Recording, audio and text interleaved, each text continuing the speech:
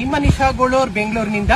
ಇವತ್ತು ನಾನು ಜಕ್ಕೂರ್ ಲೇಔಟ್ ಫಕೀರ್ ಕಾಲೋನಿನಲ್ಲಿ ಇದ್ದೀನಿ. ನೀವೆಲ್ಲ ನೋಡ್ತಾ ಇರಬಹುದು. ಇಲ್ಲಿ ಇವತ್ತು ಬೆಳಗ್ಗೆ 6 ಗಂಟೆಯಿಂದ ಸರ್ಕಾರದವರು ಸುಮಾರು 300-400 ಬಡವರ ಮನೆಗಳನ್ನ ಡೆಮಾಲಿಷ್ ಮಾಡಿದ್ದಾರೆ ವಿತೌಟ್ ಇನ್ಫಾರ್ಮೇಶನ್.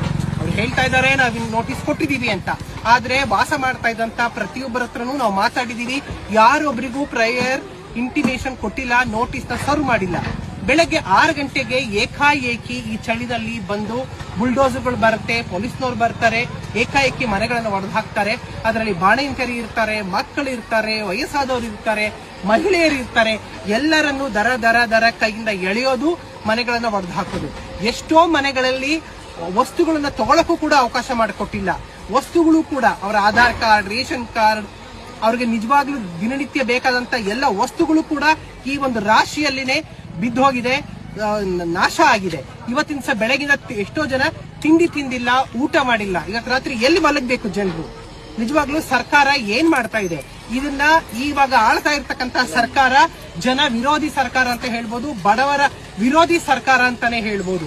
ಯಾವುದೇ ಆಗಲಿ, ನೀವು ಮನೆಯನ್ನ ಡೆಮಾಲಿಷ್ ಮಾಡಬೇಕಾಗಿದ್ರೆ ಅಟ್ಲೀಸ್ಟ್ ಮುಂಚೆ ಇಂಟಿಮೇಷನ್ ಕೊಡಬೇಕು, ಅವ್ರಿಗೆ ಬೇರೆ ಉಳ್ಕೊಳ್ಳೋಕೊಂದು ವ್ಯವಸ್ಥೆಯನ್ನ ಮಾಡಿಕೊಡ್ಬೇಕು. ಬಡವರ ಪರ ಸರ್ಕಾರ ಅಂತ ಹೇಳ್ತೀವಿ, ಎಲ್ಲಿದೆ ಮಾನವೀಯತೆ? ಸರ್ಕಾರ ಇಲ್ಲ ನಮ್ಮ ಪಾಲ್ಗೆ. ಹೇಳಿ, ಇವತ್ತಿನ ದಿವಸ ಎಷ್ಟೋ ಜನ ಮಕ್ಕಳು, ಚಿಕ್ಕ ಮಕ್ಕಳು, ಬಾಣಂತಿಯರು ಒದ್ದಾಡ್ತಾ ಇದ್ದಾರೆ. ನೀವು ನೋಡಬಹುದು ಇಲ್ಲಿ ಇರ್ತಕ್ಕಂಥವ್ರು ಎಷ್ಟು ಜನ ಒದ್ದಾಡ್ತಾ ಇದ್ದಾರೆ. 1 ತಿಂಗಳ ಮಗು ಇಟ್ಕೊಂಡಿರ್ತಕ್ಕಂಥ ಬಾಣಂತಿ ಬೆಳಗಿನ ತಿಂಡಿ ತಿಂದಿಲ್ಲ. ಕರುಣೆ ಅನ್ನೋದೇ ಇಲ್ವಾ ಇವತ್ತಿನ ದಿವಸ? ಬಿಬಿಎಂಪಿನವರು ಇಲ್ಲಿದ್ದಾರೆ, ಪೊಲೀಸ್ ಅಧಿಕಾರಿಗಳಿದ್ದಾರೆ, ಡಿಸಿ ಬಂದು ಭೇಟಿ ಮಾಡಿ ಹೋಗಿದ್ದಾರೆ. ಆದ್ರೆ ಏನು ವ್ಯವಸ್ಥೆ ಮಾಡಿದ್ದಾರೆ? ದುಡಿಯುವ ಜನರ ವೇದಿಕೆ ಕಡೆಯಿಂದ ನಾವು ಸ್ವಲ್ಪ ಜನರಿಗೆ ಊಟದ ವ್ಯವಸ್ಥೆ ಮಾಡ್ತಾ ಇದೀವಿ, ತಿಂಡಿ ವ್ಯವಸ್ಥೆ ಮಾಡ್ತಾ ಇದೀವಿ. ಆದ್ರೆ ನಮಗೂ ಲಿಮಿಟೇಷನ್ ಇರುತ್ತೆ. ಆದ್ರೆ ಸರ್ಕಾರ ಇವತ್ತಿನ ಸಲ ನಾವೆಲ್ಲರೂ ನೋಡಬಹುದು, ಸರ್ಕಾರದ ರಾಜಕಾರಣಿಗಳಿರ್ಬೋದು, ದೊಡ್ಡ ದೊಡ್ಡ ಅಧಿಕಾರಿಗಳಿರ್ಬೋದು, ಸರ್ಕಾರಿ ಭೂಮಿಯನ್ನ ಅವ್ರಿಗೆ ಜಿಮ್ಗೋಸ್ಕರ, ಪಾರ್ಕಿಂಗ್ಗೋಸ್ಕರ, ವಾಕ್ ಮಾಡಕ್ಕೋಸ್ಕರ ಅದನ್ನ ವಶಪಡಿಸ್ಕೊಂಡಿರ್ತಾರೆ. ಆದ್ರೆ ಬಡವರು ಇಲ್ಲಿ ಇರ್ತಕ್ಕಂಥವ್ರು 28 ವರ್ಷಗಳಿಂದ ವಾಸ ಮಾಡ್ತಿದ್ದಾರೆ. 28 ವರ್ಷದಿಂದ ವಾಸ ಮಾಡ್ತಿದ್ದವ್ರನ್ನ ಏಕಾಏಕಿ ನೀವು ನೋಟಿಸ್ ಕೊಡದೆ ಡೆಮಾಲಿಷ್ ಮಾಡಿದ್ದೀರಾ ಅಂತಂದ್ರೆ ಮಾನವೀಯತೆ ಎಲ್ಲಿದೆ? ಎಲ್ಲಕ್ಕಿಂತ ದೊಡ್ಡದು ಮನುಷ್ಯತ್ವ, ಎಲ್ಲ ಧರ್ಮಕ್ಕಿಂತ ದೊಡ್ಡದು ಮನುಷ್ಯತ್ವ. ಅದನ್ನ ಇವತ್ತಿನ ದಿವಸ ಮೀರಿದ್ದಾರೆ. ನಿಜವಾಗ್ಲೂ ಇದೊಂದು ದುರಂತ. ದಯವಿಟ್ಟು ಎಲ್ಲರೂ ಇದ್ರ ಬಗ್ಗೆ ನಾವು ಧ್ವನಿಯನ್ನ ಎತ್ತಬೇಕು. ಸರ್ಕಾರಕ್ಕೆ ಇವತ್ತು ನಾಚಿಕೆ ಆಗಬೇಕು.